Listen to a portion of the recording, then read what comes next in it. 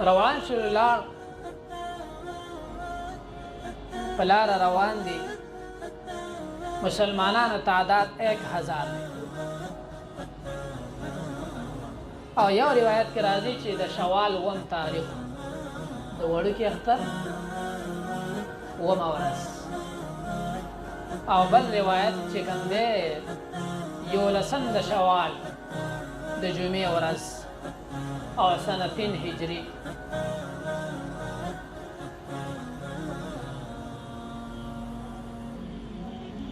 زر کسه لښکر فوج او صد نبی علیہ السلام روان دی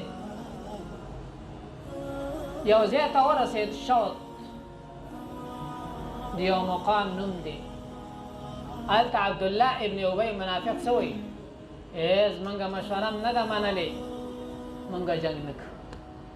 چې زمونږ نه منئ د لارې نه راواپس سره د 300 کسان او څه باندې جوړه کړله چې زمونږ مشوره نه منئ مونږ نه جنګېږو دې کې کمزوري مسلمانان زړیل بیاله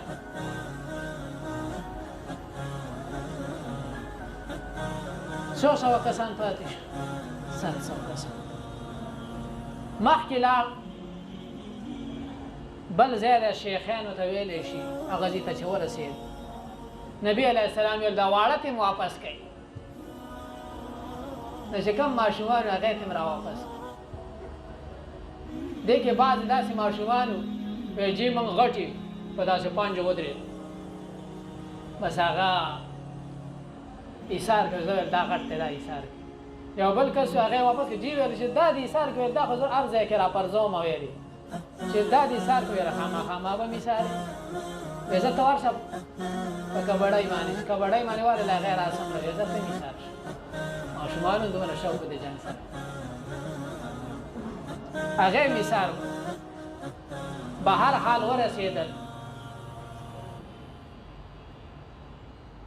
سحر مونځ یې هلته ورساو مونځ یې وکړو او بیا یې صفبندي چالو کړله صفونه برابرول نبی علیه السلام دومره ترتیب سره صفونه برابر کړي دي چې اوس هم بعض مصنفین غیر مسلم په لیکل کوي ناشنا جرنیل دی داسې صفبندي چې کوم دی یو جنګ کې هم څوک نشي کولی لکه داسې کړي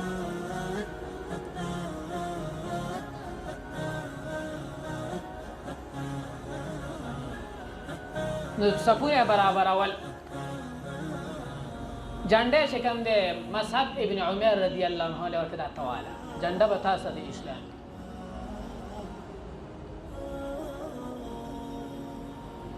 عبدالله ابن جبیر رضی الله عنه ته فرمایل تاسو را 50 کسان شلو ته د دوی امیر شولې جرنیل شولې ته په هغه غونډۍ باندې کېنې دا ته زمونږه شاده د څه شا طرف را باندې دشمن نشي په خپل جنگ احد ته شا کړله او په دغه غونډۍ باندې به تاسو کېنئ چې دشمن زموږ باندې شا طرفه حمله آور نشي او دا یې ته ویل که موږ فتح میلاو شو که شکست میلاو شو تاسو به د دې غونډۍ نه ګورئ نه راکوزېږئ او خپله توره چې کوم دی ابو دجانه ته ورکوئ دا به تاسو او حضرت حمزه رضی الله عنه امیر مقرر کو د هغه صحابه کرامو چې هغې سره زغرې نه وې